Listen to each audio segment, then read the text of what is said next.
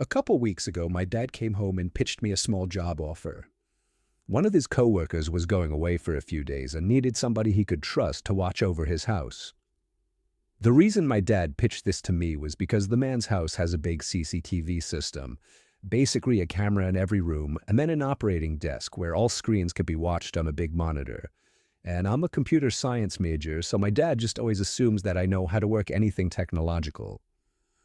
The man told my dad that he'd paid me $200 for the 2 days just to watch the house. Whatever that meant. My dad drove me to the house and introduced me to the man, whose name doesn't matter. The man made it seem like he preferred I stay in the upstairs room with the monitors as opposed to roaming the house all day. That was fine with me, though. So when I wasn't eating, I was mostly just sitting in that room with the TV on in the background and doing schoolwork on my laptop. Ironically, the thing I was doing the least was keeping an eye on the monitors. Night came. I started wondering where in the house I should sleep, since surprisingly we hadn't discussed that. So I sat back down at the desk and looked at all of the different rooms on the screens to see which rooms had beds or couches. I noticed something I wasn't expecting to notice, though. The back screen door was open downstairs. I didn't remember it being open. I looked through each and every camera screen in a panic. In the living room, a closet door was open. This one I knew wasn't open earlier. I texted my dad to call the man and ask him if he came back home. Meanwhile, I continued watching the screen. On the grainy, dark image, a tall person who resembled only a black shadow on the screen stepped out from the closet. I pulled my arms off the desk as I covered my mouth with my hands in shock. As I did this, however, my left elbow pulled some heavy object from the desk onto the floor, creating a big thud. The person in the image very clearly moved their head up to the ceiling as a response to the noise. They went for the stairs, walking up very, very slowly, step by step. Meanwhile, I got a text back from my dad saying, "No, he's not. I just spoke to him half an hour ago. Why?" I got so caught up in my phone texting my dad to send help that I didn't even pay attention to the monitor. There was a knock at the door. I looked at it and then the screens. The first screen I laid my eyes on was the one showing the person outside the door to the room I was in. When I remembered that door had no lock, the only thing I could think to do was jump out the window into the bushes below. I ran halfway down the block and then stopped when my dad called me. I had him call his friend and ask him if he was expecting somebody in the house. The man said he had no relatives or friends who had his key or would ever let themselves into his home. So he called the cops and had them review the footage. I got to watch all of it, and it showed everything. From the moment the intruder broke the glass to the backyard door to the moment I jumped out the window and him running away shortly after. The intruder was never found. The footage was just too dark to identify his face.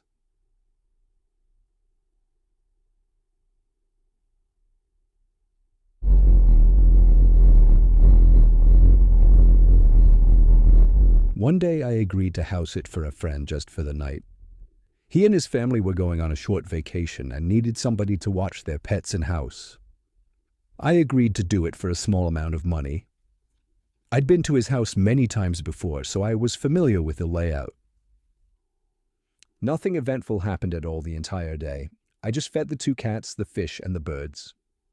I went to sleep on the couch in the sunroom because it was my favorite room in their house. It was a tiny room surrounded by windows with a big TV mounted on the wall. I fell asleep with the TV on, but I woke up not long after. I turned it off, and now the room was dark. I tried to go back to sleep, but I thought I heard the sound of the PVC gate closing outside. I thought it might have just been the wind. The room had windows surrounding it in 3 directions, so I was basically looking around at the circle out into the darkness. I sat back down on the couch when I calmed down, but I heard a leaf crunching outside. That's when I knew someone was out there. I took another look outside. There was literally somebody pressed up against the glass to the window behind the couch. They were looking in, but I didn't know if they could see me or not. I yelled as loud as I could at them to fuck off. I'm not a big dude, but whoever this guy was appeared to be, so I wasn't going out there. Shockingly, this didn't scare the person away. In fact, they walked over to the back door and tried the doorknob. I ran to get the phone, and then I yelled into the sunroom, "I'm calling the police." Thankfully, this works. He ran off. I didn't actually call the cops, though. Instead, I texted my friend just to let him know of an almost break-in. I slept through the night in an upstairs bedroom, locked. The next morning, my friend's family returned to find all of the tires on their sedan that was left behind had been slashed. We speculated that somebody who had it out for their family and knew of the vacation they were taking had some kind of plan to break in. But when that failed, they settled for this. That's just speculation, but still, it's the least terrifying explanation to me.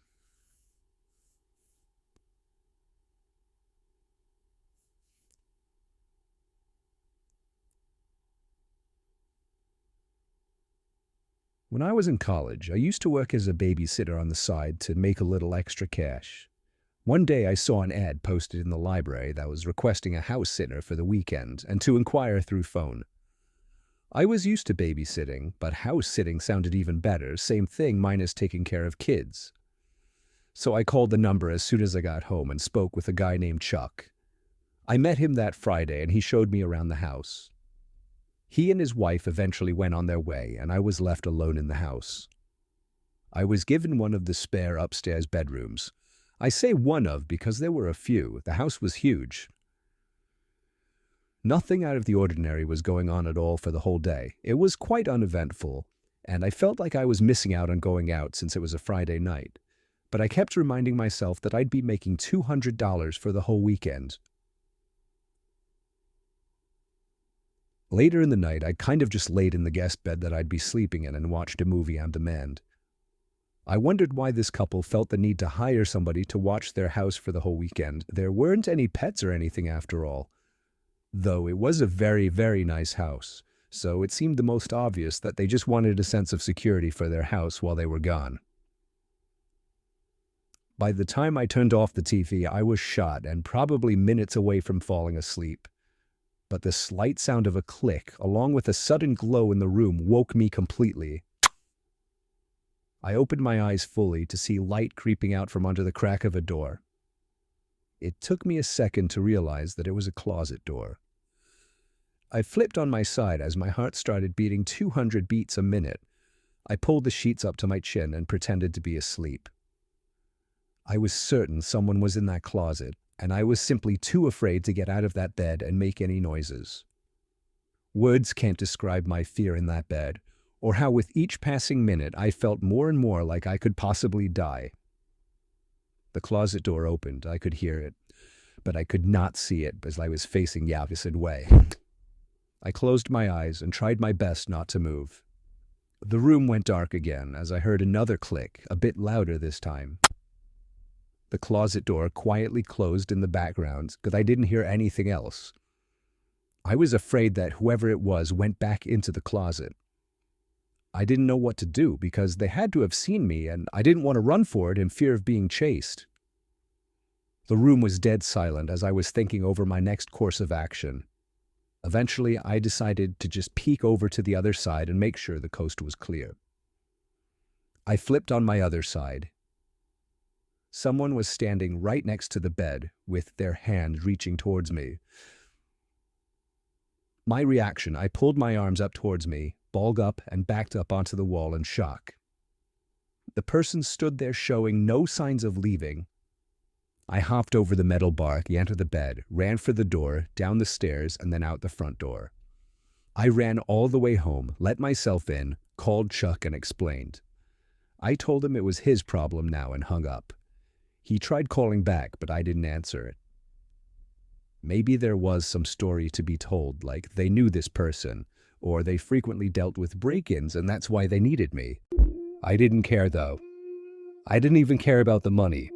I just didn't want to speak to that Chuck guy ever again, or see that house ever again.